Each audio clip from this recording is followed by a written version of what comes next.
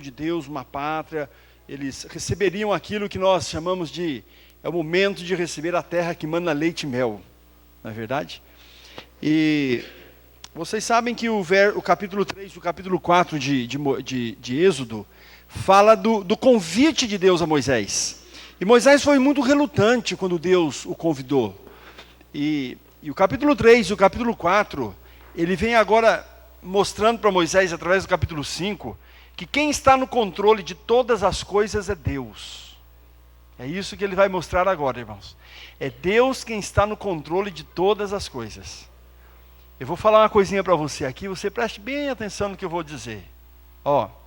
Quando Deus está no controle, nada pode ficar descontrolado.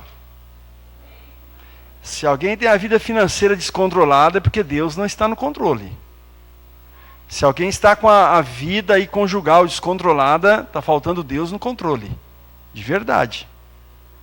Se Deus está no controle, nada fica descontrolado. Isso é um princípio de Deus. Você pode passar por momentos de crises, porque o próprio Deus diz assim: eu provo a todos quanto amo. E essa prova de Deus para o ser humano, nós chamamos de crises. E a crise, ela tem dois lados. Ela pode ser permitida por Deus, porque Ele está querendo, por alguma razão, te provar. Ou a crise pode ser resultado de uma má decisão da tua parte. Porque nós somos livres, viu, irmãos, para fazer as nossas decisões. Você é livre mesmo. Você pode decidir na vida o que você quiser e Deus respeita. Agora, você nunca será livre para escolher as consequências que tuas decisões trarão sobre você. Ok? E tudo tem um preço nessa vida. Então, irmãos, veja bem o que acontece no verso 1. Depois foram Moisés e Arão e disseram a Faraó: assim diz o Senhor, o Deus de Israel: deixa ir o meu povo para que me celebre uma festa no deserto. Irmãos, qual foi a reação do Faraó quando Moisés, depois de 40 anos de deserto, sabe por que Arão está com ele, irmãos? 40 anos de deserto, se vocês lerem o capítulo 4, Moisés não conseguia mais falar a língua dele, a língua do Egito. Arão foi o tradutor, na verdade, de Moisés. Ele nem falar direito ele sabia. Irmãos, olha a resposta do Faraó. Mas Faraó respondeu, verso 2: quem é o Senhor que eu ouça a tua voz? O que é isso? Quem é esse Deus para que eu ouça a voz? E deixe ir Israel. Eu não conheço o Senhor que você me apresenta. Isso é muito sério, irmãos. Eu não conheço e mais, não deixarei o povo ir.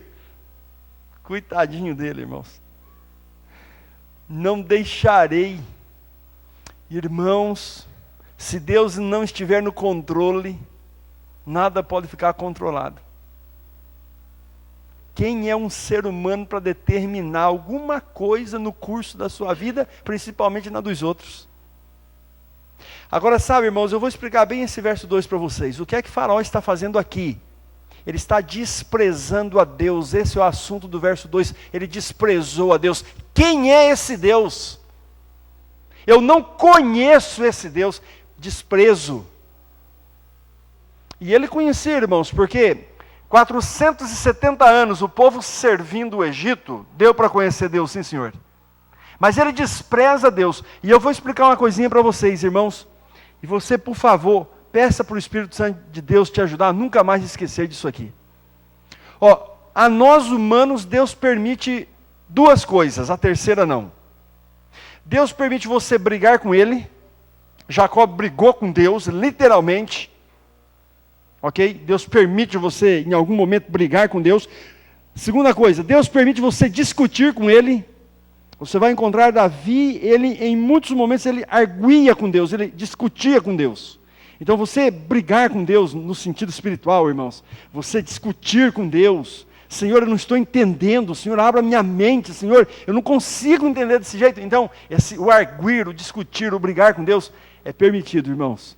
Agora, há uma coisa que Deus não aceita: não brinque com Deus.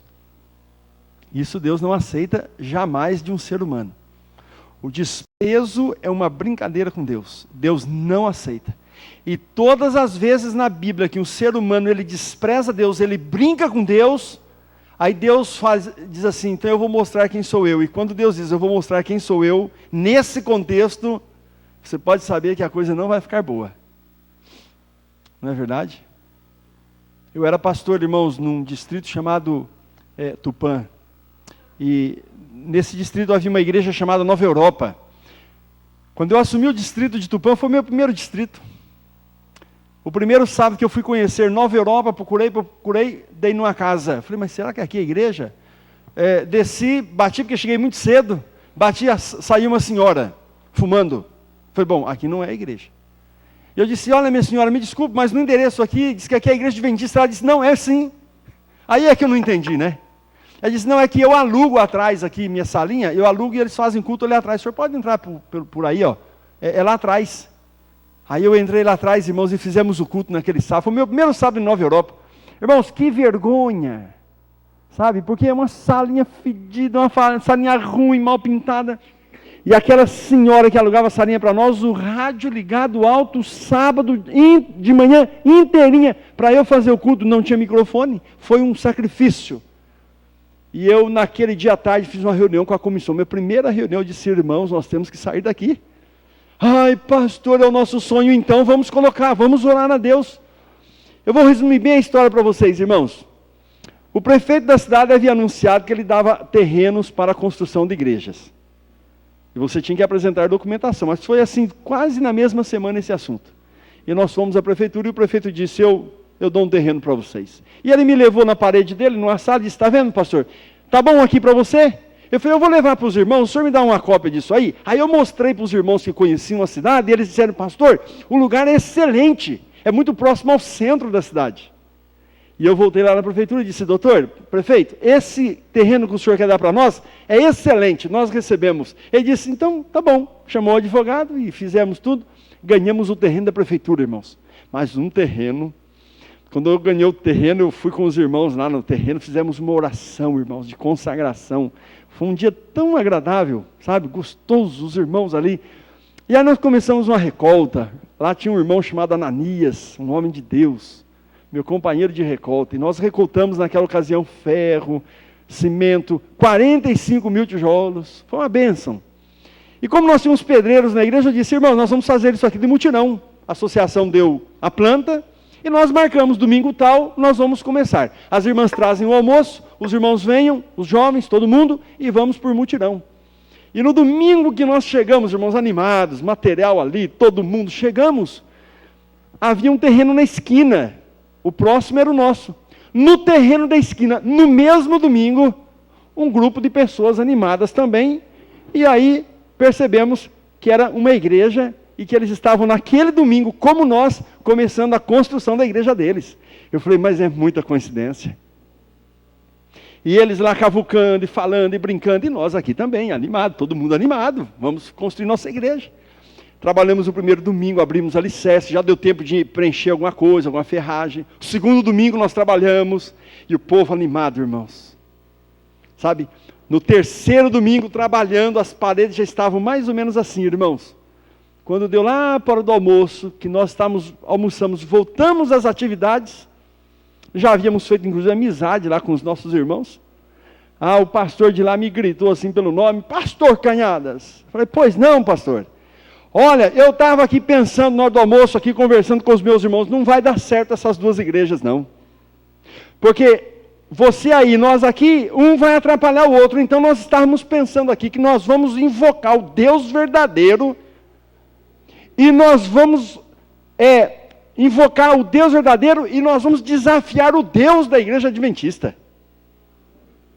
Porque a igreja que for verdadeira aqui, essa vai ficar de pé, e a outra tem que ser engolida, tragada pela terra. E eu olhei bem para ele e falei assim, irmão, o senhor está muito seguro que fala, eu estou em nome de Jesus. Irmãos, nem tudo que é dito, ou falado, ou pregado, ou prometido em nome de Jesus vem de Deus. Cuidado, irmãos, com o que diz lá Mateus, hein? Muitos me dirão naquele dia, porque em teu nome fizemos milagres, em teu nome expelimos demônios. Apartai-vos de mim, porque eu nunca vos conheci. O poder que você usou não veio de mim. Eu disse, olha pastor, se o senhor quer isso de fato, então nós aceitamos o desafio. Pois nós aceitamos também. E sabe, irmãos, que eu me ajoelhei com os irmãozinhos ali, simples, humildes, e nós oramos a Deus e dissemos, Senhor, ali está um desafio, um desprezo ao Deus de nossa igreja, e nós não temos dúvida que o Senhor é o Deus verdadeiro. E continuamos trabalhando, irmãos. E eles lá, e ficou até assim um clima meio ruim entre nós. Terminamos o trabalho. Na quinta-feira, irmãos, eu estou em casa, de manhãzinha, muito de manhãzinha. O telefone tocou, que eu fui atender, o irmão Ananias. Mas assim desesperado. Pastor, pelo amor de Deus, o senhor venha imediatamente aqui para Oswaldo Cruz.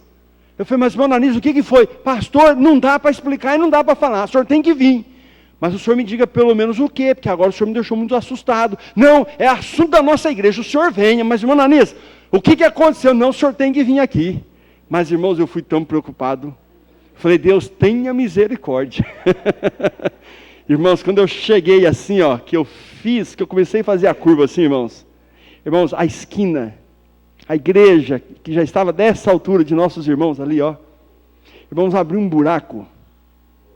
Irmãos, não ficou um pedacinho de alicerce no nível. Nem um pedacinho.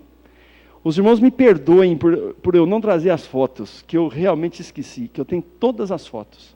Irmãos, essa igreja foi engolida, literalmente engolida, e nunca mais nós vimos a cara daquele povo.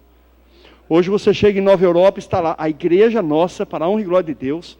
O prefeito da cidade acabou nos dando a esquina, e hoje nós temos um centro da ADRA, que é assistência social, conhecido por toda a cidade. E essa história, irmãos, ela foi tão divulgada na cidade, que quando terminou a igreja, nós fizemos uma série de evangelismo.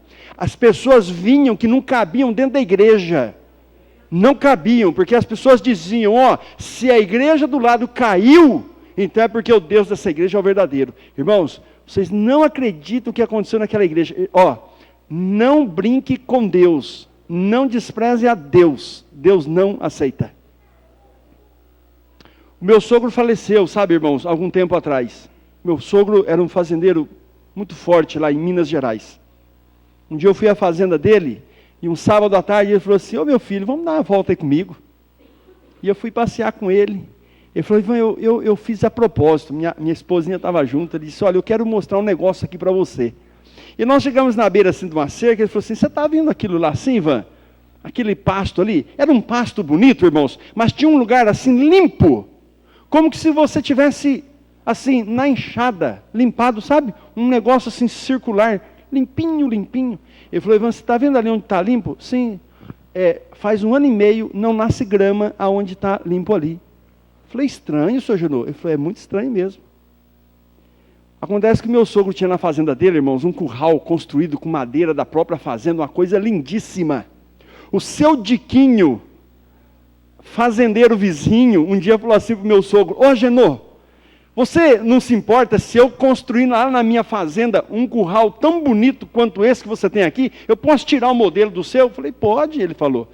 Vieram os carpinteiros, tiraram o modelo e fizeram, irmãos, um curral para boi, uma coisa assim linda. No dia da inauguração do negócio lá, do curral, ele deu um churrasco. Diz que matou 3 bois, chamou os fazendeiros e amigos de toda a região, foi uma festa tremenda.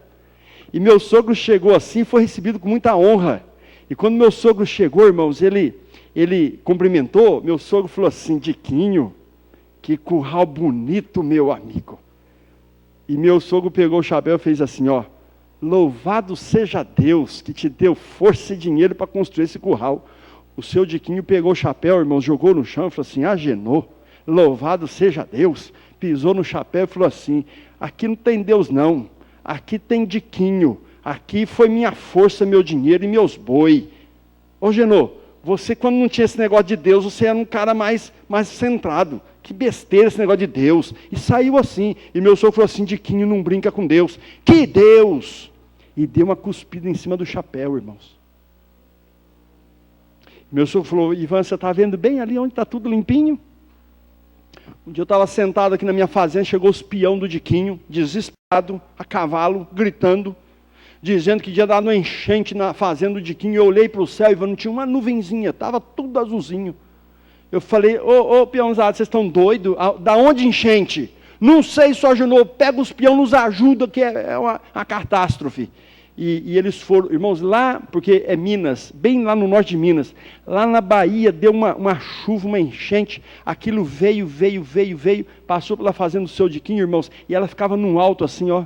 Vocês acreditam que a água deu uma lambida assim, irmãos? Não ficou um pedaço de pau de pé.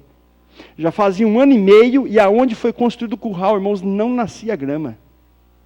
E meu sogro falou, ali é o maior testemunho de que quando nós brincamos e desprezamos a Deus, e isso é fato, irmãos, com Deus não se brinca, com Deus não se despreza. E posso falar uma verdade para vocês? Toda vez que um ser humano conhece uma verdade e não vive, ele está brincando com Deus. Vocês me desculpem, irmãos, ser um pouquinho forte, mas se eu sei que tomar o café não é correto, que isso afeta a minha intimidade com meu Deus, e eu estou fazendo o quê? Brincando com meu Deus. Se eu sei que no relacionamento com a minha esposa, um homem cristão, ele deve tratar a esposa conforme diz a santa palavra, e nós vamos ver isso no final da semana. Se eu trato a minha esposa como os homens do mundo estão tratando as esposas deles, eu estou brincando com meu Deus. Isto serve para o sábado, serve para o dízimo, serve para a alimentação e serve para tudo. Quando eu conheço uma verdade e eu não vivo essa verdade, eu estou brincando e zombando de Deus. Aí está a razão, porque a vida de algumas pessoas, irmãos, não vai para frente.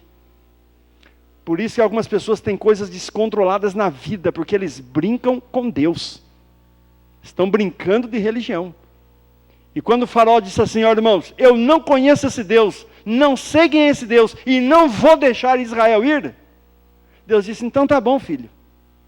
Moisés voltou e disse, Senhor, ele disse que não te conhece, não sabe, não sei. Ele falou, tá bom, Moisés, eu vou mostrar para ele então, Moisés, quem sou eu.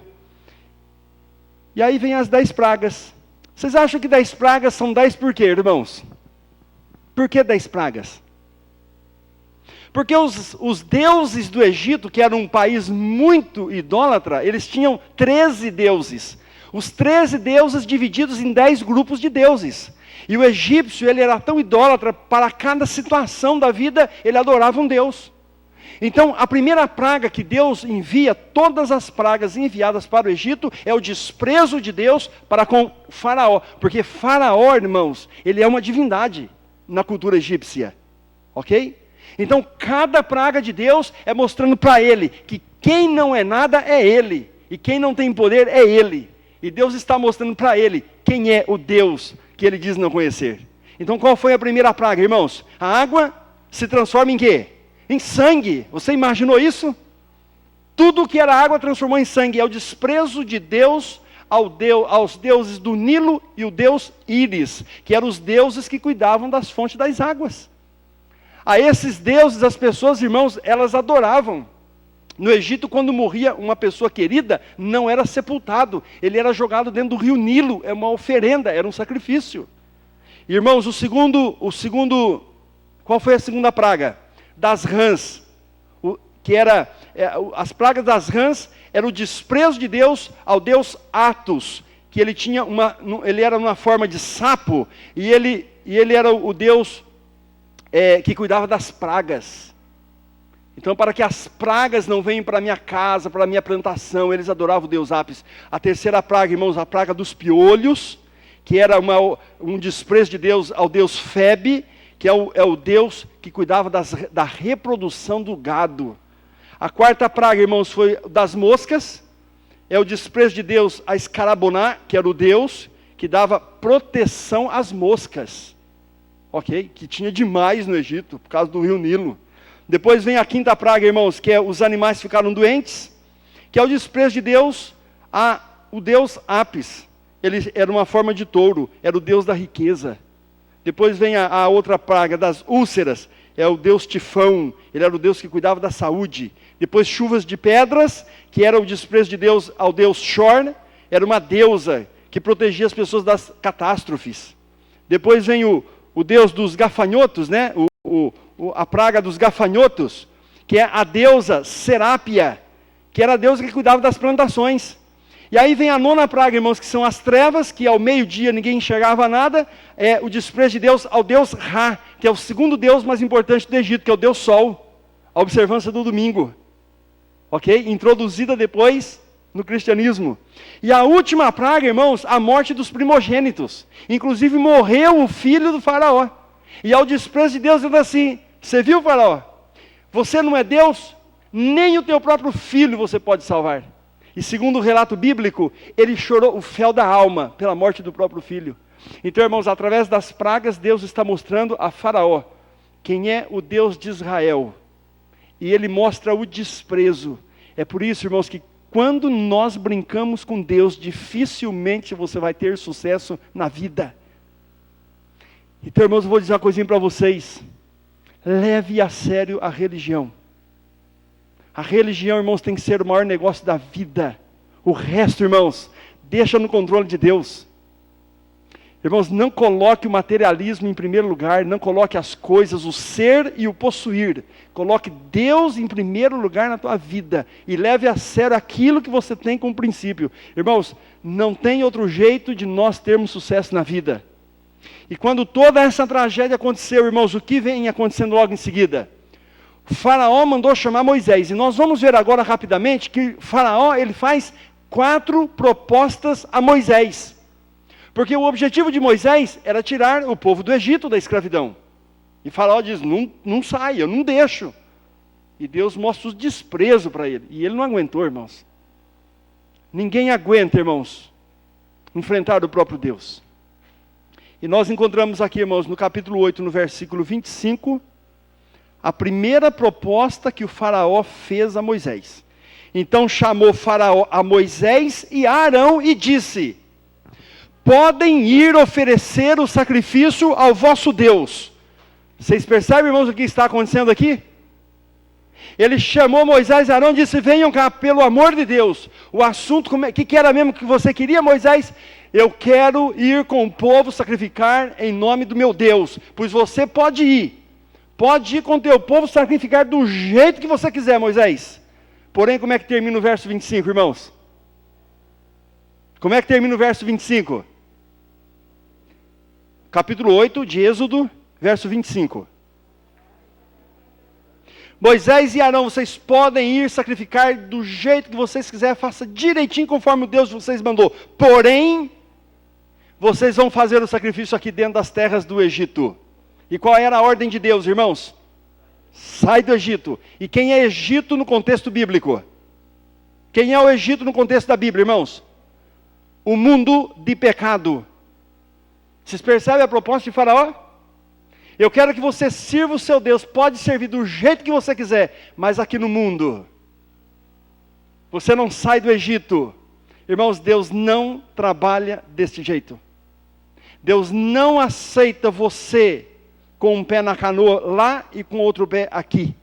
Deus deseja exclusividade. Assunto de religião, irmãos, Deus aceita somente a exclusividade. Ou você, filho, adora a Deus, ou você adora a Mamon. Não tem outra saída. Ou você se submete a Deus, ou você se submete ao caos. Não tem outra saída. E a proposta do Faraó é o seguinte, você vai servir o vosso Deus, mas você vai servir aqui. E sabe, irmãos, que algumas pessoas tentam servir a Deus ainda no Egito? Ele vem para a igreja, ele manifesta assim, em algum momento, sabe, que ele é fiel a Deus, que ele pertence a essa igreja tal, mas a vida dele, irmãos, ele está ligado ainda às coisas do mundo. As coisas do mundo. E Deus, irmãos, em assunto de religião, ele quer exclusividade. Qual foi a resposta de Moisés, irmãos? Não. Aqui no Egito nós não podemos servir o nosso Deus. Eu não posso servir ao meu Deus estando ligado no mundo. Então o faraó percebeu, irmãos, que a coisa era séria. E ele faz uma segunda proposta, verso 28. Então disse Faraó, deixarei com que vocês o quê? Vão. para oferecer sacrifício ao Senhor, o vosso Deus, no deserto. Somente que, saindo, não vá aonde? Não vá muito longe. E tem mais um detalhe. Por favor, orem por mim. Irmãos, o faraó não era bobo, não. Moisés, você ganhou. Pode ir, então. O Senhor está seguro, fora do Egito? Fora do Egito. Pode ir. Irmão, sabe por que ele pede para Moisés ficar no Egito? A cultura egípcia não aceita e não admite a morte de animais. Se o povo de Israel estivesse no Egito sacrificando animais, o povo egípcio iria matá-los, com certeza. O deus, por exemplo, Apis, que era em forma de touro, imagina que eles permitiam um animal ser morto em sacrifício a um deus que eles consideravam pagão e que o faraó dizia, eu nem conheço. Então, irmãos, quando o faraó diz assim, não, vocês podem ir então, e Moisés diz, Senhor, todo mundo pode ir, pode todo mundo, só que vocês não vão longe não, vocês vão sair da minha vista. Agora, por favor, orem por mim. Por que ele está fazendo esse pedido, irmãos? Por quê? Pode adorar a Deus, mas não fica muito longe do mundo não, meu filho. Então tem pessoas dizendo assim, não, eu não estou no mundo. Mas há coisas, irmãos, pecadinhos, coisas, costumes, manias, culturas que você vem carregando lá do mundo e ainda não conseguiu sair de longe do mundo. Tem gente que sente aquele cheirinho assim do salame e diz assim, ai, que vontade de comer um salame. Parece que ainda não saiu lá do mundo, sabe? Vê um forrozinho assim, ai, quando eu dançava meu forrozinho, né? E ore por mim, diz o faraó. Por que ele diz ore por mim? Por que ele fala isso, irmãos? Porque ele não queria que eles esquecessem do faraó. Não esqueçam o que vocês aprenderam no Egito. As superstições que vocês aprenderam, eu quero que vocês levem com você. Irmãos, Deus quer exclusividade. Deus não quer você meio perto do mundo, você com as coisas do mundo, com as superstições do mundo. Irmãos, Deus só quer. E aí Moisés diz assim, fala, ó, não, mas ô Moisés, vem cá, o que você quer, meu filho? Puxa, pode ir, eu estou deixando, vai com todo mundo, eu só estou dizendo, não vai muito longe. Eu estou preocupado com vocês, nenhuma preocupação ele tinha com Moisés e com o povo de Israel. Ele não queria perder a mão de obra de graça que ele tinha. Nenhuma preocupação. Irmãos, não acreditem no mundo. E nem nas promessas que o mundo faz para vocês. Nenhum interesse tem no bem-estar de vocês. Todo interesse que o mundo tem é para beneficiá-lo. Não acreditem, irmãos, nas promessas do mundo e nem naquilo que as pessoas do mundo estão prometendo para vocês. E ele não aceitou, irmãos, então ele faz uma terceira proposta. São 4 propostas. Capítulo 10 de Êxodo, verso 7. Qual que é a proposta aqui, irmãos? Se você ler do verso 7 ao verso 11, o faraó vem conversando, vem passando mel na boca de Moisés, diz, Moisés, então está tudo certo. Então vamos fazer o seguinte, você pode ir aonde você quiser, você pode ir longe, você pode ir perto, você pode do jeito que você quiser. Moisés, você está livre, pode levar e vai fazer o seu sacrifício. E quando vai chegando ali pelo verso 10, verso 11, Moisés diz, Senhor, então está tudo certo, podemos ir? Sim, só tem um porém. Para vocês sacrificarem em paz e não terem problemas, deixe aqui no Egito os vossos filhos. Não é isso que diz ali o verso 11, irmãos? Porém, vá, mas os vossos filhos ficarão no Egito. Irmãos, que proposta é esta do faraó? Me ajudem. O que você entende com essa proposta? Pode ir, vai servir o Senhor, porém os vossos filhos ficam aqui no Egito. Irmãos, tem muitos pais deixando os filhos no Egito, no mundo. E Deus é claro na Bíblia, nós temos uma responsabilidade pessoal para com os nossos filhos. Irmãos, qual é a única coisa que nós levaremos desta terra para o céu? O caráter, é isso? Não, eu estou falando coisa. O caráter é você. Qual é a única coisa palpável que nós levaremos dessa terra para o céu? Nada. Os nossos filhos. Porque os nossos filhos não nos pertencem, isso é bíblico, vocês estão cansados de ouvir isso. Quando vocês trouxerem os vossos filhos para serem apresentados aqui, todo pastor tem que dizer para um pai, isso aí não lhe pertence, é uma dádiva de Deus, e você cuide, porque quando Jesus voltar, Ele quer receber. A única coisa, desculpe usar a expressão coisa, é para ficar didático. A única coisa que nós levaremos desse mundo para o céu são os nossos filhos. E o pai que está deixando o filho no Egito, está cometendo um tremendo equívoco. E quando é que eu deixo na prática meus filhos no Egito? Eu vou dar 2 exemplos para vocês. Quando eu não pratico o culto familiar na minha casa. Quando a religião que eu estou passando para os meus filhos é apenas aquilo que eles estão vendo aqui na igreja, nos cultos, eu estou deixando meus filhos no Egito. Irmãos, todos os dias, cada dia, nós deveríamos, enquanto os filhos são pequenos e estão em nossa guarda, nós deveríamos abrir a Bíblia todos os dias, cada dia, e cultuar com eles, e orar com eles, e apresentar o Deus de Israel para eles. O pai que não está fazendo, e tem mais, Lar Adventista, página 62. O pai, o homem, o varão, ele é diante de Deus. Se você é um cristão adventista, você é diante de Deus o sacerdote da tua casa. A você cabe a responsabilidade de trazer a esposa todos os dias e os filhinhos para comungar com Deus através de um culto, para ler a palavra, orar e pedir a bênção do Senhor, e que se faça isso de manhã, irmãos. Querem um exemplo bíblico para isso? 40 anos no deserto, me digam, o que foi que o povo comeu? Maná. E Deus queria, através da experiência do maná, ensinar muitas lições. Que horas que caiu o maná, irmãos? É Êxodo 16. O maná caía a partir da meia-noite, diz a Bíblia. E até que horas ele caía? Até o nascer do sol. O que acontecia com o maná quando o sol nascia? Ele derretia, virava líquido e a areia do deserto absorvia. Você quer comer, filho? Que horas tinha que levantar mãos para buscar o maná? De madrugada, antes do sol nascer. E havia um detalhezinho. Amanheci hoje, está meio friozinho. Ô bem, fica aí na caminha com as criancinhas, que está meio friozinho, para eles não ficarem gripadinhos. Pode deixar que eu vou lá, eu trago maná para nós todos. Isso funcionava, irmãos? Se eu fosse buscar maná e trouxesse para a minha família, eles não comiam, estragava. Então tinha que levantar o pai e a mãe, todos os dias. E em família iam para o deserto. E lá as crianças ficavam no chão. Vocês sabem o que significa a expressão maná? É uma expressão muito simples. Maná significa o que é isto, que é uma expressão dada pelas crianças de Israel. O que é isso, papai? E o papai explicava, filho, isso aqui é o pão do céu que nos alimenta. É o símbolo de quem, irmãos? De Cristo.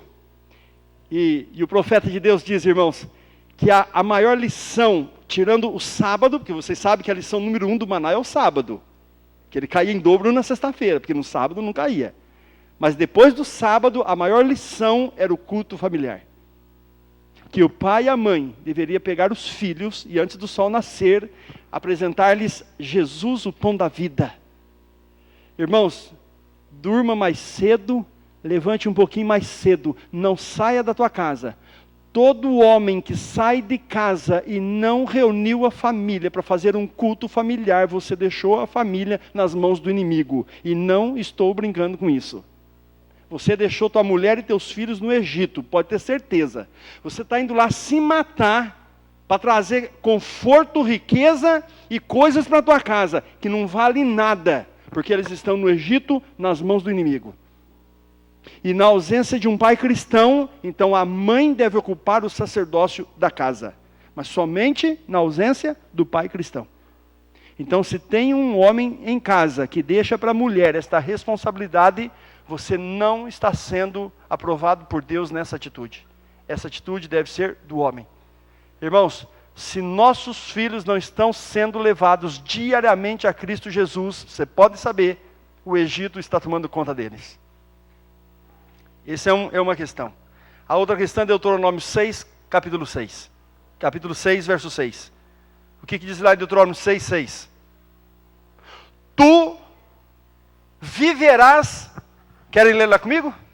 Eu acho que merece ler o texto. Eu ia citá-lo, Mas eu estou vendo vocês aí manuseando a Bíblia, é uma vergonha eu não manusear a minha, não é? Hã? Vamos lá? O que está escrito, irmãos, no verso 6 do capítulo 6 de Deuteronômio? Estas palavras que hoje eu te ordeno deverão estar aonde? Para quem Deus está falando? Para os pais. Pais, as palavras que eu vos ordeno, primeiro, ela tem que estar no teu coração. O que é que Deus está dizendo aqui para os pais? Viva a religião de verdade que você conhece através dos profetas. Agora depois, diz ele no verso 7, tu as inculcarás a teus filhos. Tu as inculcarás a teus filhos e delas falarás, assentado em tua casa, andando pelo caminho, ao deitar-te e ao levantar-te. Irmãos, o que é inculcar? Inculcar é ensinar, é pôr lá dentro da cabecinha da criança. E você não põe dentro da cabecinha de uma criança falando uma ou duas vezes. Por que que a liçãozinha do primário, ela é repetitiva? E as outras, por que que você conta a semana inteira praticamente a mesma história? Porque se você contar uma ou duas vezes, criança não grava. Criança aprende pela saturação. Então Deus está dizendo, pai, mãe, no teu coração tem que estar a minha verdade. Agora escuta, filho, inculque na mente do vosso filho, fale. Mas como que eu devo falar, Senhor? Diz assim, ó, primeiro de que forma, irmãos? Assentado em tua casa. Irmãos, quando você está assentado na tua casa com os teus filhos, eu te pergunto, que informação você está passando para os teus filhos? Que informação? Tem muita gente que quando está assentado em casa com os filhos, estão assistindo alguma coisa e cala a boca, moleque, eu não entendo lá, pô, fica quieto. Não é verdade, irmãos? Quando meus filhos eram um pouquinho menores, tinha um programa lá no Brasil chamado Sai de Baixo. Eu não tinha assistido naquele programa, já estava assim, em propaganda e tal. Chegamos um domingo em casa, depois do culto, que eu morava bem pertinho da igreja.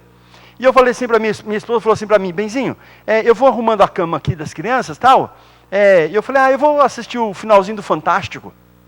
Ela falou, então tá bom, eu vou arrumar a cama. E as crianças, papai, deixa a gente com você. Filho, está tarde. Não, deixa a gente assistir um pouquinho. Eu nunca me esqueço que a minha filha se assentou aqui, irmãos, e meus dois filhinhos aqui, e assistiu o finalzinho do Fantástico, já estava terminando. Mas o Sai de Baixo, ele passava depois do Fantástico, mas era assim, ó, ele terminava o Fantástico e já entrava o Sai de Baixo. Não tinha propaganda, já era a primeira cena. E quando começou o Sai de Baixo, assim, de imediato, eu disse, não, agora vamos embora, vamos desligar. Meus filhos, não, papai, deixa a gente assistir, os coleguinhas falam que é legal, não sei o quê, vamos assistir. Eu falei, tá bom, vamos assistir um pouquinho desse negócio. Irmãos, quanta imoralidade. É imoralidade, e eles usam expressões que criança não entende, mas são mensagens subliminares. Irmãos, eu vou falar uma coisa para vocês, eles usaram algumas expressões ali que eu fiquei tão envergonhado, mesmo meus filhos não entendendo, que eu literalmente avancei na televisão, desliguei, disse, filhos, vamos dormir, e vamos embora, e pus para a cama. Depois eu falei com a minha esposa, o Espírito de Deus não pode, eu não acredito que ele fica numa sala quando nós ouvimos um programa daquela natureza, não é possível. É muita imoralidade demais. Assentado em tua casa, tu tem que inculcar na mente dos vossos filhos, o quê? A palavra do Senhor. O que é que você... E depois, de que maneira? Além de assentado em tua casa, andando pelo caminho. Hoje quase não andamos mais com os filhos. Quando andamos, andamos de carro. Menino, está atrapalhando, fica quieto. E é interessante, irmãos, que a palavra de Deus é clara. O sábado e a família são duas instituições divinas. Deus quer que no sábado a família venha adorar o Deus de Israel. E depois, através do profeta, sábado de manhã você apresenta o seu culto de adoração a Deus. E se tiver bom tempo, diz o profeta, saia à tarde com a sua família, mostrando Deus Criador para os vossos filhos. Irmãos, nós estamos perdendo isso aí. Depois diz a Bíblia assim, ó, ao deitar-te e ao levantar-te. A vida hoje é tão corrida, irmãos, que a hora que eu vou dormir, o meu filho já foi. Ou então eu vou, ele ainda não veio. Eu levanto, saio de madrugada para trabalhar, meu filho ainda não acordou. Os desencontros. Irmão, Satanás está arrebentando, ele faz de tudo. Você pode ir servir o vosso Deus, mas o seu filho vai ficar aqui no Egito. O que Moisés respondeu, irmãos? De jeito nenhum, meu filho. Não deixo meu filho aqui meia hora com as babás do Egito. E ó, irmãos, tem babás de todo jeito no Egito, hein? E elas cuidam do jeito que o Egito gosta. Cuidado com os vossos filhos, irmãos. Irmãos, vamos terminar? Onde é que eu estava? Êxodo, capítulo 10, versos 24 e 25, irmãos.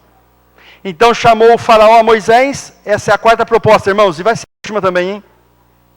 Ide, diz ele, e servi ao Senhor.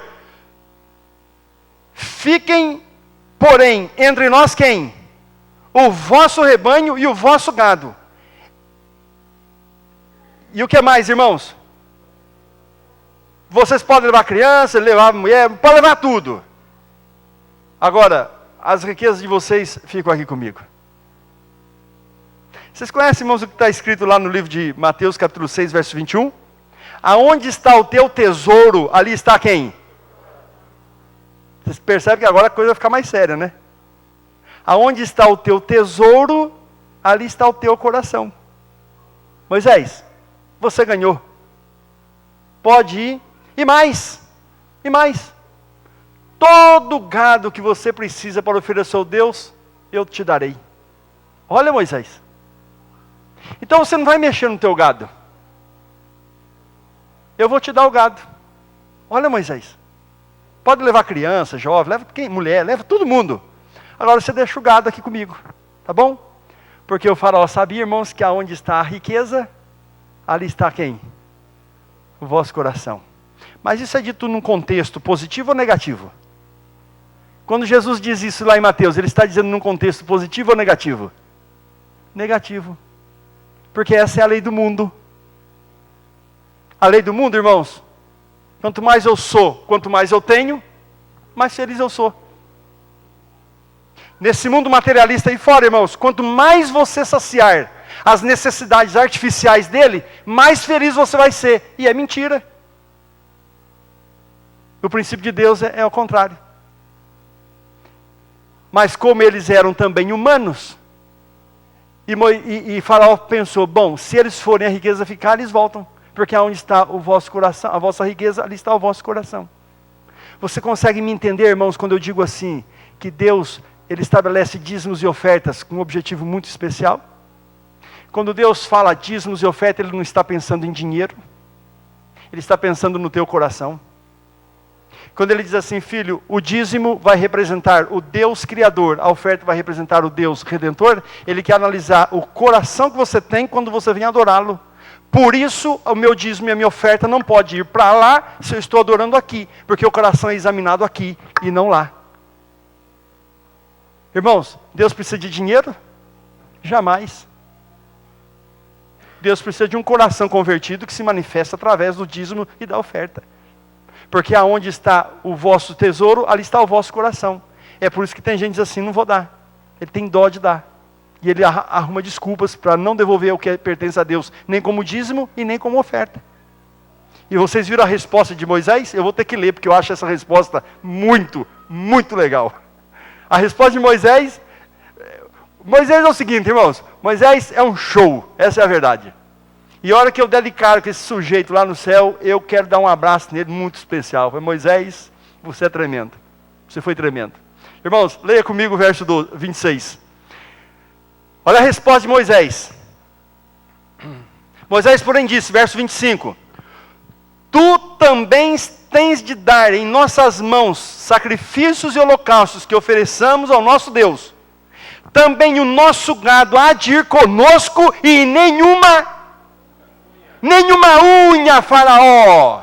Meu filho, dá uma olhadinha aqui para mim. Estou cansado das suas propostas. Faraó, é o seguinte, você não entende quando eu falo? Eu tenho que desenhar, eu tenho que fazer mímica. Meu filho, nós estamos indo embora em nome do Deus de Israel. E você não entendeu, eu vou te explicar. Nem a ponta da unha vai ficar aqui no Egito.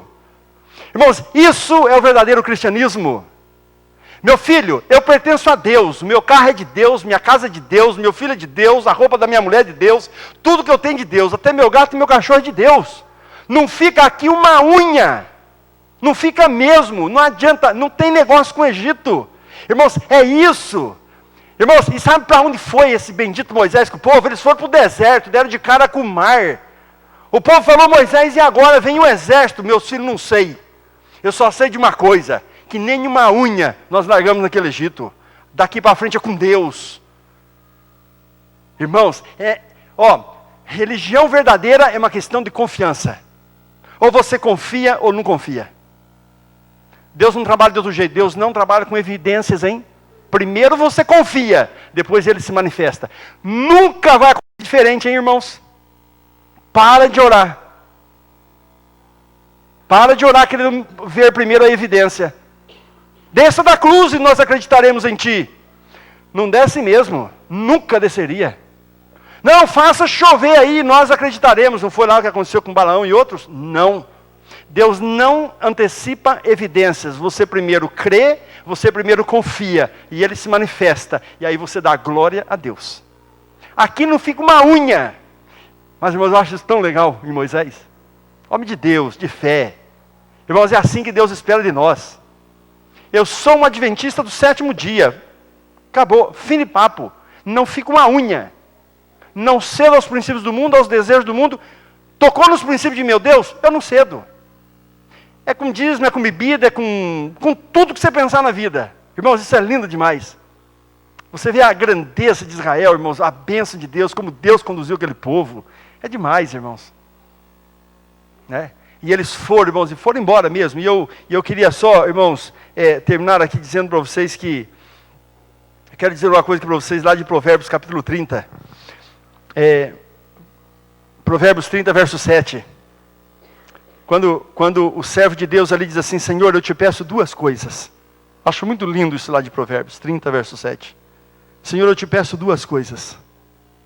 Não me deixa ser rico e nem me deixa ser o quê? Pobre. E por que ele pede isso para Deus? Porque ele diz assim: Senhor, se eu vier a ser rico, eu tenho medo de esquecer do Senhor, eu não gostaria que isso acontecesse. E é o que acontece, irmãos, na vida de muita gente, hein? É só começar a ficar seguro nos bens que ele está ganhando, ele já começa a transgredir o sábado, não preciso mais devolver meu dízimo, começa a coisa debandar. Senhor, não me deixa ser rico para que eu não venha me esquecer de ti. Também não me deixa ser pobre, para que eu não tenha necessidade de roubar e envergonhar o teu santo nome. Me dê apenas, Senhor, assim termina o verso, o pão que eu necessito. Irmãos, leva isso para casa hoje. Não fique iludido aqui nessa terra abençoada, que eu reconheço que isso aqui é uma terra muito abençoada. Mas, irmãos, não fiquem iludidos em ser ricos. Ore a Deus cada dia e diz assim: Senhor, cuide da minha vida. Me dê o pão que eu necessito para manter minha família. Não me deixa ser pobre, Senhor, a ponto de passar vergonha aqui nesse país e envergonhar o teu nome. Mas também não quero ser rico a ponto de vir a me esquecer de ti, Senhor. Me deixa, cuida de mim, Senhor. E o Salmo 137, 25, irmãos, o que diz lá? O que o salmista fala? Eu sou velho e eu já fui moço. Eu nunca vi um justo desamparado e nem a sua descendência a mendigar o pão. E sabe por quê, irmãos, que ele diz isso? Porque se Deus está no controle, nada pode ficar descontrolado. E se tem alguma coisa descontrolado, é porque Deus não está no controle. Nenhuma unha. Você quer saber de uma coisa, ô Faraó? Eu vou cortar a minha unha aqui porque está grande. Eu vou catar até o que cai no chão. Aqui não fica a ponta da minha unha. É mais ou menos isso que ele estava dizendo, irmãos. Você não tem direito de nada. Porque você não é nada. Você sabe, irmãos, que esse é o contexto? Moisés, irmãos, ele vai negando as propostas de Faraó uma a uma. E ele humilha até o pó da terra. Ele chega à conclusão: você não é nada. Porque o indivíduo sem Deus, irmãos, ele não é nada. E nem ninguém. Nada e nem ninguém. E você não chega a canto nenhum sem o Deus de Israel. É verdade, irmãos. Por isso, irmãos, eu louvo o Deus de Israel que nós adoramos. De verdade. Temos nossos altos e baixos, nossos problemas? Temos. Mas nós adoramos o Deus de Israel. Deus, irmãos, que cumpre suas promessas. Cumpre e vai cumprir. E não se esqueça, irmãos, Deus não se manifesta antecipadamente. Primeiro você dá o passo. Primeiro você crê. Primeiro você confia. E depois Deus se manifesta. Esse é o método de Deus. Que Deus nos abençoe de forma assim muito especial. E que tenhamos uma noite de paz. É o meu desejo a todos. Amém.